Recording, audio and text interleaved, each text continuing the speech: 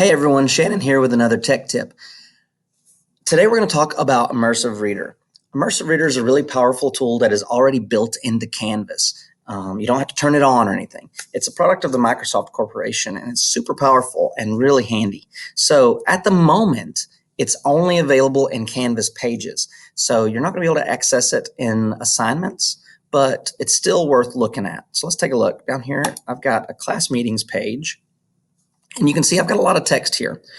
Take a look at what the text formatting looks like, because what Immersive Reader does is it eases that formatting to make it a little bit of an easier reading experience for your students. Now, I'm in teacher view mode. The same content is available through the student view mode. So as soon as I click on Immersive Reader, you're going to see kind of exactly what the students would see. They have access to all the same tools inside of Immersive Reader as you will. Now, this is just Canvas pages. This is also available in Microsoft OneNote.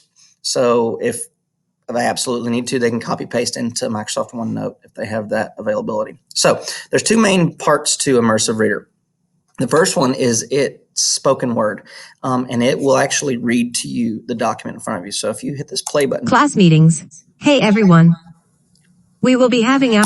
So you can see it will read it to you, speech to text. You can affect that. You can speed it up some. You can change it to a male voice if you'd like. Hour, short, face-to-face meeting via Zoom on Wednesday, March. So that's a really handy feature to have. Lights, there we go. So that's the first major point of Immersive Reader. It has that ability. If you look up here in these top three toolboxes, this is where we get into some really, really, really neat functionality. All right, let me get rid of my face. All right, text preferences, we'll start there. Okay, so you can change the size of the text if you're getting like me. If you lost your glasses in August and haven't been able to really see anything, you're going to need a larger font. Students are the same way. If they can't find their glasses today, they make a larger font. It's going to default to having increased spacing. You can turn that off if you don't like it. If you just want the larger font, the increased spacing helps people focus on just an individual line. In just a second, we'll show you that you can even more so focus on an individual line. All right, now the next part, I know that the staff here, we love our fonts. We just can't stop talking about them. I know Adam Johnson, he just can't stop talking about Comic Sans. He loves it so much. So you can switch to Comic Sans if that's a better font for you. Down here, themes, you can put it in dark mode. You can give it a calming blue background. You can change to several colors. I'm going to change this back font-wise before I get some angry emails. And then down here, show source formatting. That's where you can turn on and off the bolds and the italicized parts. Okay, so that is text preferences. Next up is grammar options.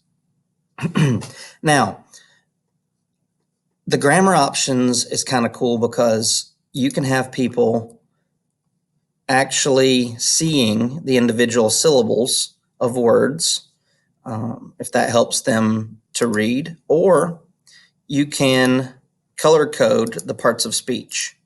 I don't know how accurate it is. It is just a program after all, going through using algorithms to try to figure out what's what, but that functionality is available to you.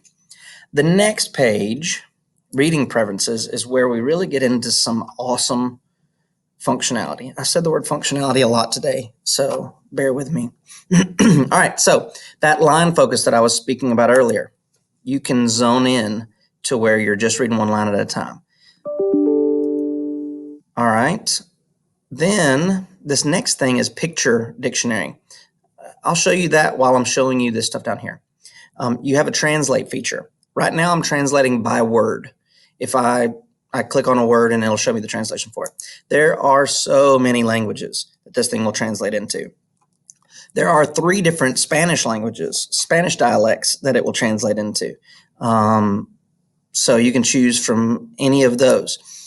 So picture dictionary and translate by word. If we go into the document, you can see, okay, marzo. So you have the ability to see the word and Marzo. pronounce the word, okay? Every single word is going to have the translate feature and the speech feature. Some of the words have pictures that are associated with them. If a student is reading through and they get to a word that they don't know, there's potential that they could, let me find one, there we go. They could have a picture associated with them, and that could get them, over the hill with it. They could continue on knowing what that word means. So I'm trying to find, there we go, meet. That's super cool. That blew me away when I saw it the first time. All right, so that's just clicking word by word.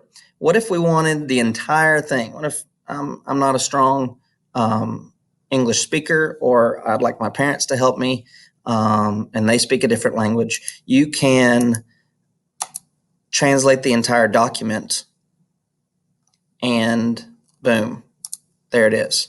So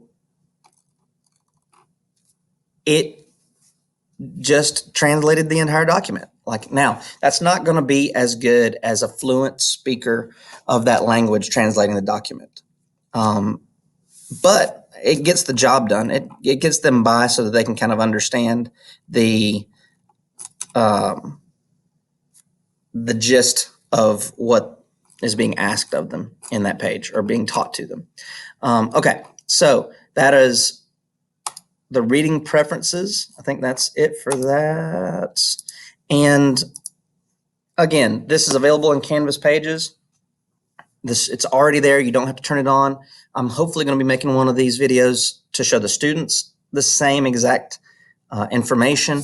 But for right now, this is a super powerful tool. And any student that may have originally needed help or differentiation, or had a co-teacher helping them in that respect, this is an opportunity for them to continue with that help for the foreseeable future. So I hope this has been helpful. If you've got any questions about Immersive Reader, definitely let me know. Again, I've been Shannon, and this has been your Tech Tips.